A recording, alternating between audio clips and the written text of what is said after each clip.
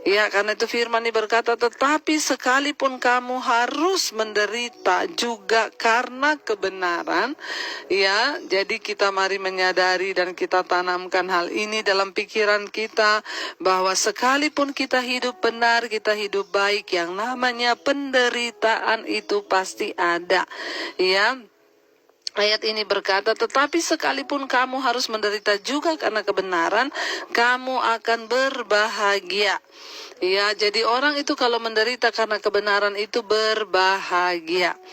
Ya, sekalipun kita ini benar, pasti ada yang akan melakukan yang jahat kepada kita. Dan kalau kita menderita karena kebenaran, firman Tuhan berkata, kamu akan berbahagia.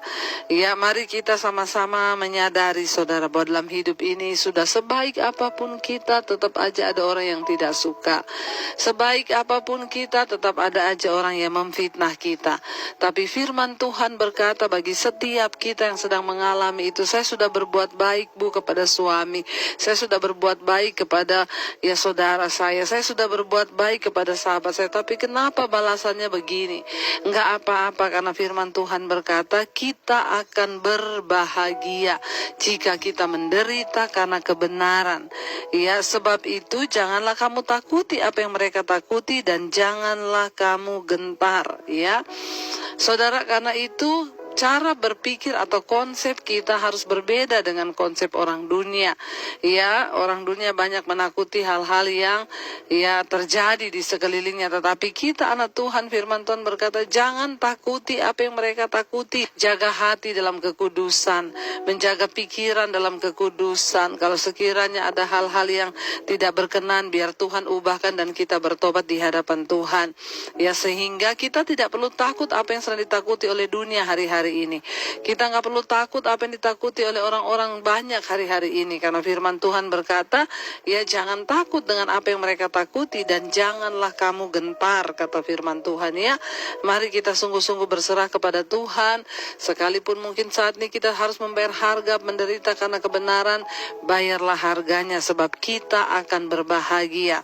Ayat yang ke-15, tetapi kuduskanlah Kristus dalam hatimu sebagai Tuhan, dan siap sedialah pada segala waktu untuk memberikan pertanggungan jawab kepada tiap-tiap orang yang meminta pertanggungan jawab dari kamu tentang pengharapan yang ada padamu.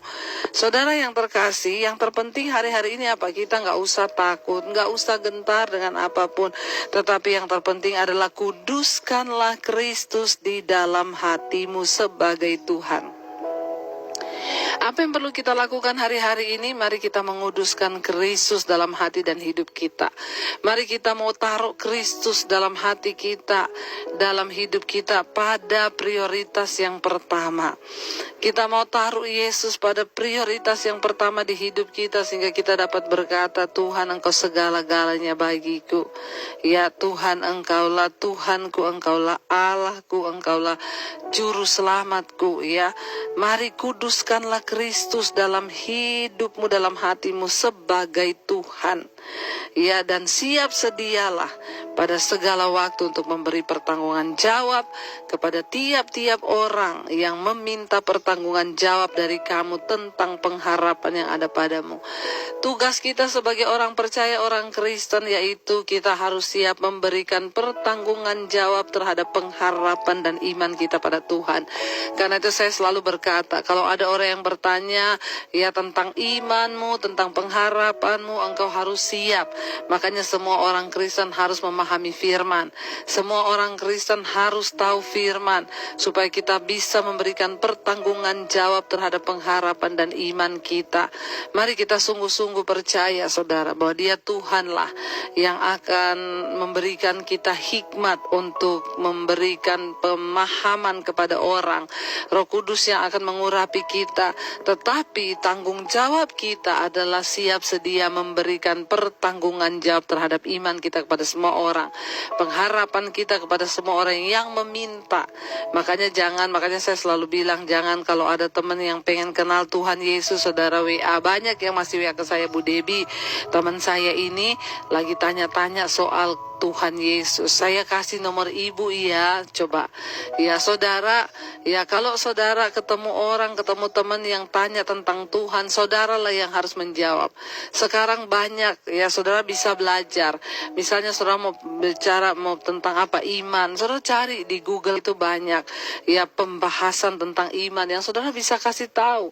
Dan yang terpenting adalah saudara harus memiliki pengalaman pribadi bersama dengan Tuhan, hubungan pribadi sehingga saudara juga bisa menjelaskan itu kepada orang. Firman ini berkata saudara begitu ya. Ayat yang ke-16 berkata, ya dan dengan hati nurani yang murni supaya mereka yang memfitnah kamu karena hidupmu yang saleh dalam Kristus menjadi malu karena fitnahan mereka itu. Jadi walaupun kita difitnah orang, ya tapi kalau kita ini punya hidup yang dapat dipertanggungjawabkan, ya kita hidup dalam pertobatan, nanti juga mereka sendiri akan malu karena fitnahan yang mereka berikan kepada kita.